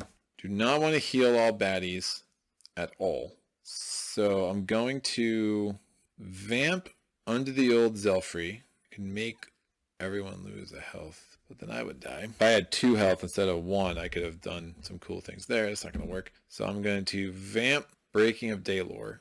So again, that costs 2 focus, so it's half of my focus total, but it doesn't cost any decks, so I still have 6 decks. I'm going to spend my first of my decks to get to the second part of Forever Mind, so that's all my focus. Now the focus requirement for that song went up to 2, so it's a focus of 4. I'm going to take a turn immediately for Spiderbot, treating it as an ally. So it's going to move 2. It's going to attack with 2 dice. It does 1 damage, because of course it does. More importantly, though, it adds a bleed die to the trapsmith. I have 5 more decks, and I just want to get the heck out of Dodge right now. So I'm going to use 1, 2, 3. I'm going to roll this defense die. It's 1 shield. The halfway's going to go, does 1. Oh, it's going to just knock off the shield. Right. So last turn, I should give it a health back because it had a shield. Then at its turn, it would have re-rolled its defense die, and it bones out. So great. So the halfway's going to go again. It's going to knock off another health. And its turn, it would have taken a damage because of the bleed. And that is true damage. This guy has a defense die on him too. That goes there. He was at back at 2 health now. He's going to roll a defense die. It's a bones. Awesome. They keep rolling bones instead of shielding themselves. It makes me happy. And then we have the spider bots that come after me. 1, 2. Now let's do it that way. Round 4. The Trapsmith is going to go on his turn now. He's going to do blind strike. He's going to take a health off the half. He takes a health off himself because of the bleed. Those are all start of turn effects. And then he's going to move 1, 2. Even better. He's going to go 1, 2. He's going to roll a defense die. Defend 1. My turn, I think I try to kill him finally. I'm going to get a dex for under the old Zelfree, which gives me 1 buff HP. I'm going to exhaust Forever Mine, and I'm going to spend the dex on Breaking of Daelore. Target's going to lose 1 health. I have to be adjacent to it at the start of my turn for that to take effect. So that's not going to work, because I don't really have a target right now. Shoot. No. I'm going to exhaust Breaking of Daelore, and I'm going to advance Forever Mine to its 3rd level. So that's my 4 focus right there. I can take a turn for a 5-point baddie or less. I'm going to take a turn for the Spider Bot. Spider Bot's rolling 2 dice. It's 3 damage. I'm only going to apply the 2 damage, and you'll see why in a sec. So 1 shield comes off, 1 damage comes off. Alright, I still have 4 more decks. I'm going to go 1, 2, 3. I'm attacking the half-wit. I rolled 1 damage, and we've wiped him out. The half-wit's out. Oh, wait. No. I'm not wiping out the half-wit, because then the spider bot's going to come and crush me. Nope. Half-wit. Come back. Come back. Come back. I didn't attack anybody, so that's totally fine. The spider bot's going to move 1, 2. Can't get to me. We now go to round 5, and a bunch of weird things happen. We can do beginning of turn effects any order we want. We're going to do the blind strike 1. The half-wit would have rolled a die. It bones again. So blind strike 1. I'm going to have it wipe out the spider bot. I'll wipe out the spider bot. We're going to have it wipe out the half-wit. It's more fun this way. Done. So the half-wit got wiped out by the blind strike, and then the bleed effect will apply that. It's all start of the turn effects. So the trap smith is out. Thank you, bleed from the spider bot. And then my turn, I'm going to move 1, 2. I'm rolling 2 attack dice, and the axe blade can't poison, but sure as heck. Oh, I'm going to exhaust both of those dice because I don't need them anymore. So my 4 focus was just enough to kind of get me through. I got 2 damage, which is enough to kill the spider bot. Woo! That was awesome. Like, yikes. I thought we were toast. Yeah, that's why I just kind of sit there, figure it out, and that's Stanza gives you these puzzles, and they're super crazy, but hopefully you guys followed that. Happy to talk about that in the chat, because that was a wild sequence. Once I saw the bleed, I was like, man, if I can get the bleed on the Trapsmith, not being able to use my skills at first turn was, but kind of was able to piecemeal away. Yeah, very cool. So we get another loot. Hunting net. Remove 1 point or 5-point baddie from current battle and place it on this card. This baddie must be defeated prior to the timer battle. To defeat, place baddie at bottom of battle queue during setup of any future battle. That's a really interesting card. It's a little late in the the adventure for that to come up, but that's fine. I have 2 training points. It's like 4. It's just 2. I'm going to train my dex 1 more, and so I'm at the 4 there. I mean, I might do it again. The amplifier would be nice. You know what? Charge swing is interesting. River Deep is okay. It affects movement. It actually limits your dex, but you can get a stun effect, which can be pretty strong. You know what? I'm going to take the extra dex. If I win the next battle, then I'll take River Deep probably, and just kind of leaving charge swing on the table. And I still might leave River Deep out, actually. The disable effect could be really nice, but again, there's so many other songs that I'm trying to play here, so being able to skip over River Deep, especially since I lost a battle along the way, could make a huge difference. So I did the recovery phase. Obviously, I took my health back. We go to day 7. I am able to attack Barnacle. I'm not going to. I want to try to get one more good battle under my belt. The start of something beautiful is going to be the final encounter before we are forced to face Barnacle on day 8. I'm going to just remove these from the board because we don't need them. And we'll put Barnacle's thing down here because we are clearly going that way. Got to talk like a pirate when you're going against Barnacle. So we do. That's not really a pirate, but you know, it's close enough. The dart of something beautiful. It's not pretty. Limbs blasted off, spinning, gyroscopes exposed, and neural wiring a smoking mess. But the darter mech is now mine. It was touch and go with my limited tech knowledge, but this nasty looking Franken darter is beginning to spark and belch to life. It's alive! So many options. I could program it and mow my opponents down to size, or I could load it with explosives and blow the next camp to pieces. Maybe I could even ride it for some extra mobility. The possibilities are endless. But mech is mine, so it's baddie points, add 5 points. Really?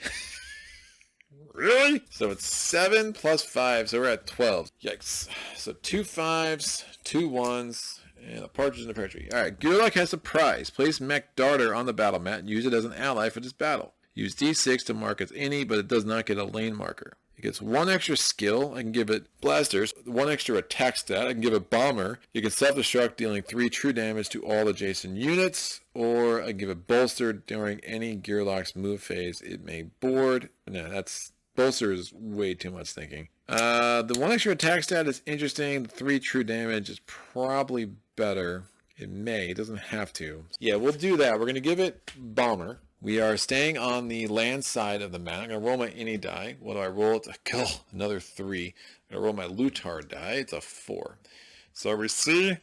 It's like history repeating itself. What do we get? Oh, the Dragon Grounder. The Dragon Grounder is not ranged at least, but it does have weaken 2, which makes me super sad, and it has 7 health. 7 health for you, sir. You're going to go right there. The other 5-point baddie. Oh, it's another. Why all the dragons all of a sudden? That's not good. All right, so we got the Dragon Juvenile. It's bleed, careless 1. It only comes in with 5 health. We're rolling a d6 to mark its any. So the any for the darter is a 6. That will do. We'll just have the sucker blow up right away. Bleed, 5 health. You are a ranged baddie. Oh, not great. Where's my darter? Darter, Bill Barter. All right, so it's self-repair. It's got swap. Ooh, that's a bananas thing. It does not get a lane marker, just 2 health, but it comes in with 3 defense dice. And we have to roll to see where it starts on the board. Wait, use it as an ally. I guess I could put it anywhere. Where do I want to start you? I don't know. Since I don't know where I want to start you, let's roll a die anyway. Alright, so it's got a 6 any. It's going to start in 4, which is fine by me. I kind of want it close to this stupid Dragon Juvenile anyway. That will go there. So we get a 1er in lane 3. It's the Plated Kobold. It's hardy. And it only rolls 1 attack dice, so not too scary. And that's going to be in a melee position. And then the last but not least, we have a Dragon Biddy. Only 3 health. It's melee, and that will be fine. We got 3 defense dice on the darter. And any dice for the baddies. The yellow is going to be a 2. The Dragon Grounder is a 5. Oh, it's rough. I do think with True Solo, I wish there was some kind of thing to do to address when you roll the any die bad. Yeah, I mean, this is going to be really bad. Not sure how to overcome this. I'm just going to get attacked by everything.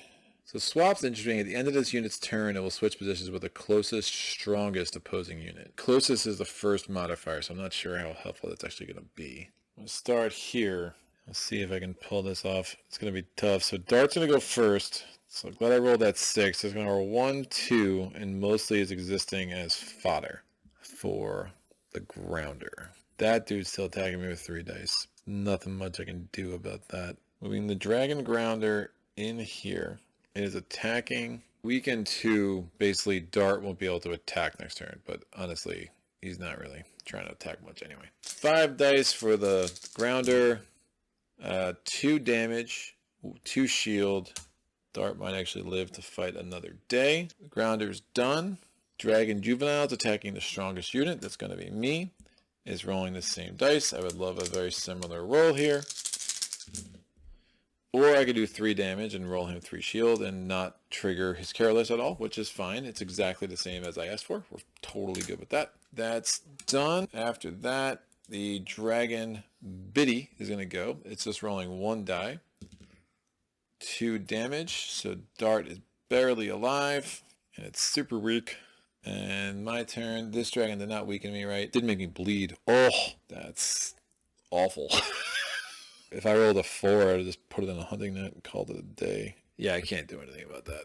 That bleed is going to be the end. Whatever. We're going to do the Tyrant battle. Maybe we have enough. I don't love our position right now, but, you know, it's Stanza. She's crafty. We got a day 8. We just have barely enough to try to take on Barnacle. Let's make it happen. So the title bout. It's so title. So penny, Chip Theory Games. Thank you for all your amazing puns. So we're going to place Tentacles 1 through 4 in Krellin starting positions. So in a party of 1, we only use Tentacles 1 through 4. 5, 6, 7, and 8 will come out of the game.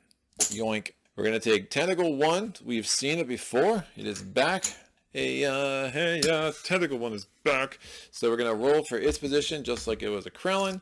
It's going to go in position 3. Put the Luitar die here, and that'll be fine. We're going to take number 2. We're rolling to see where it goes. It goes in 3. Well, 3 is full, so it's going to take lane marker 2, and it's going to go over to 4. It has 2 health. It's got Submerge and Careless. Tentacle 3 is going to go into lane marker 1. It has 3 health. Also has Careless as a backup plan. And then finally, we're going to take Tentacle 4. Tentacle 4 can be quite nasty. It has Shock. Shock 1 makes you get rid of a skill die on your playmat, which can be super bad. This is going to go into 6. Barnacle goes to the bottom of the baddie queue. Barnacle has To the Deep. So what does To the Deep do? Well, if there is any tentacle that is back in the battle queue at the end of the round, Barnacle is going to go back to the battle queue and then come out not the next round, but the round after that. And how does that happen? Well, half of the Tyrant die is going to make it do a tentacle withdrawal. So if there is a tentacle that is damaged, it will withdraw from the battle mat. From the battle queue, it's going to come back out with full health. So it's a pretty nasty mechanic where you could get into this like cycle where you get the tentacles one round and Barnacle and the tentacles and Barnacle and tentacles, Barnacle. What happens when the tentacle withdraws is recuperate. The other one is Tentacle Wrap. It's going to target the strongest opposing unit that's adjacent to a tentacle, and it's going to be drawn into a Krellin starting position.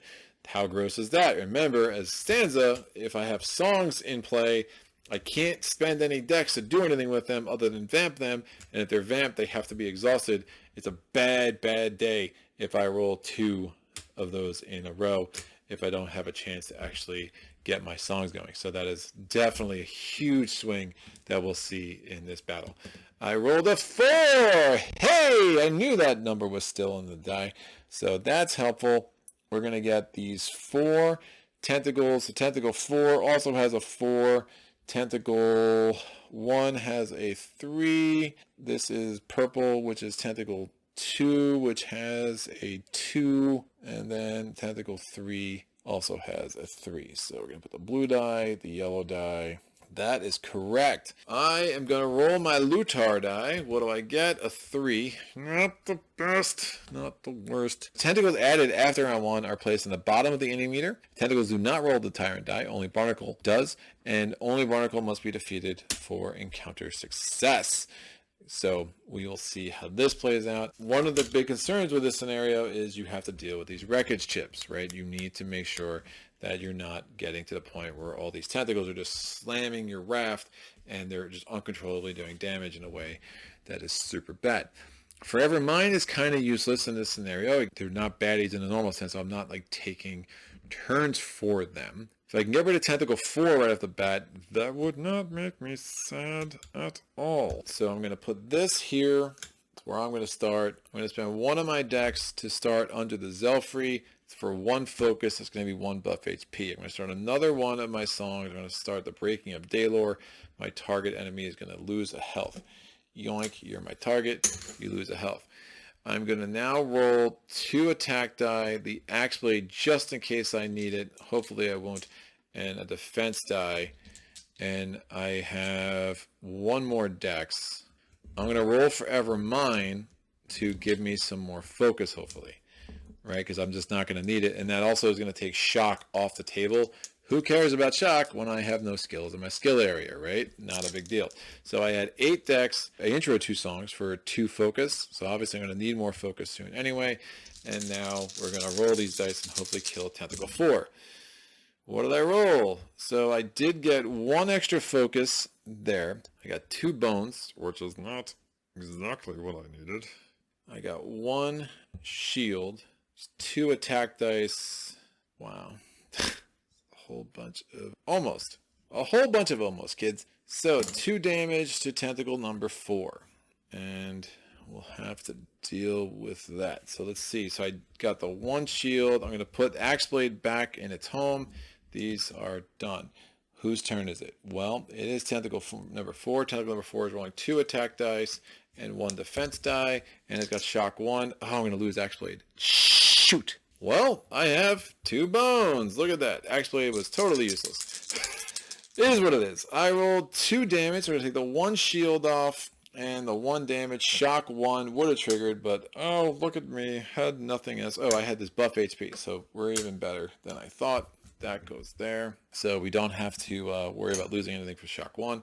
And at least Tentacle 4 did not give itself any shield. So we go to Tentacle number 1. Tentacle number 1 is going to try to see if there's a Gearloc. There's not. So it's going to move over to 4. 4 is full. It goes to 5.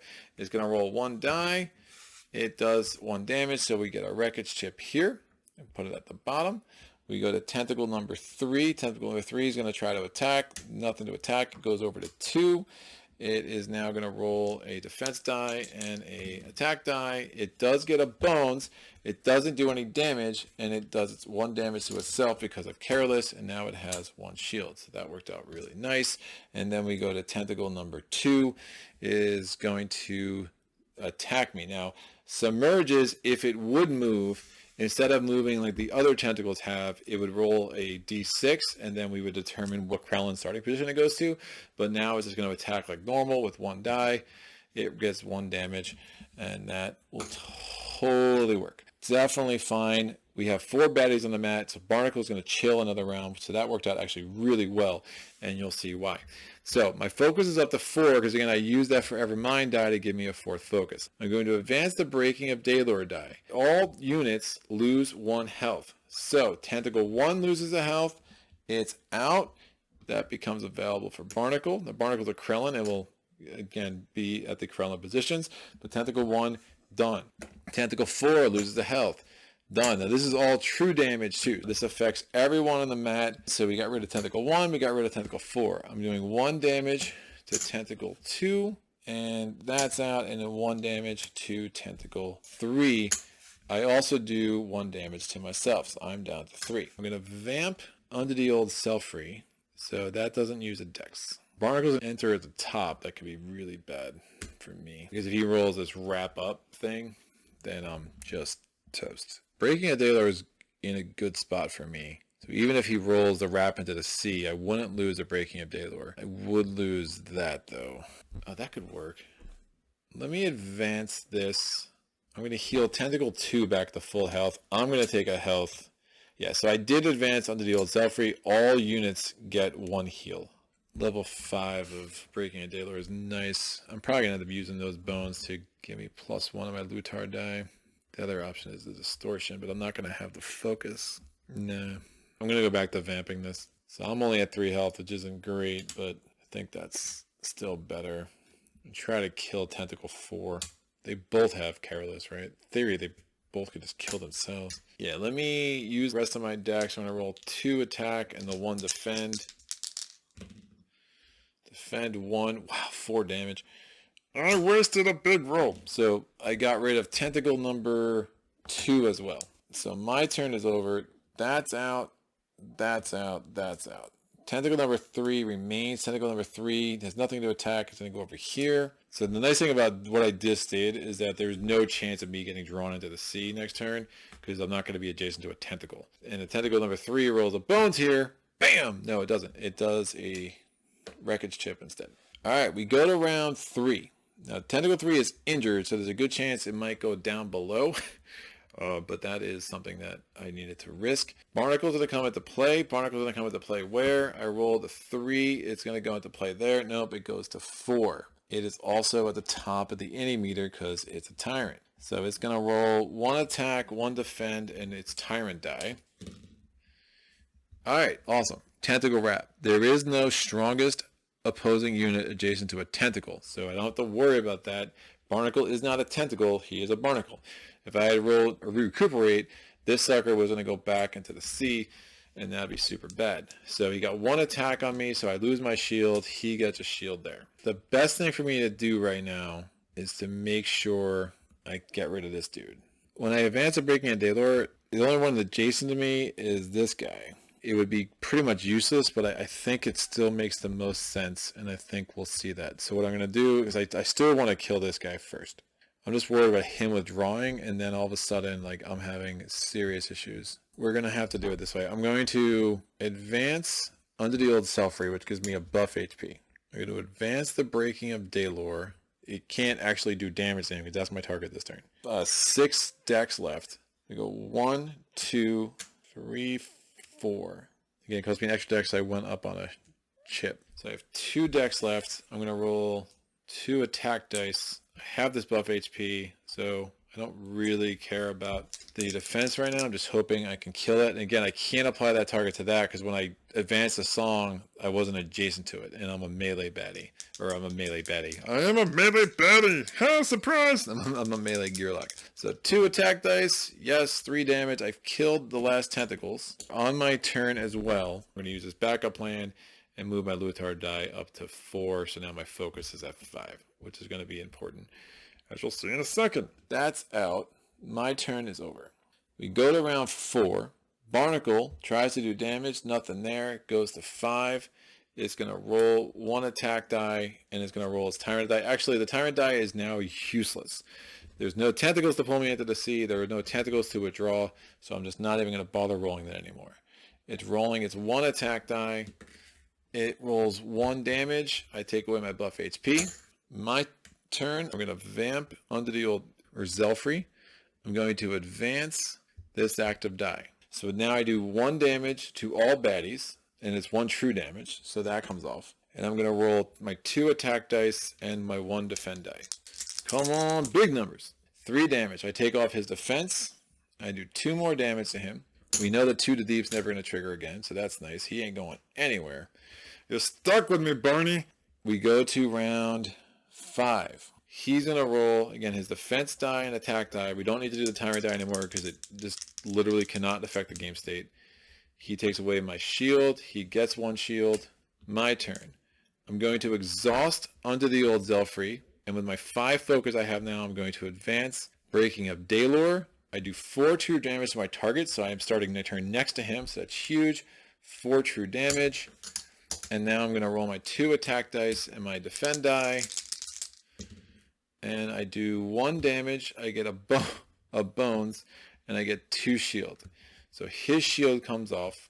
That's totally fine, because now we go to round 6, fatigue rounds. He loses a health. I lose a health. And Barney is super dead. He goes to the deep another way. We pulled it out despite a couple of losses and made it happen. That was a lot of thinking, and every bit of it was needed. I don't know, man. Stanza's great. I love how she works.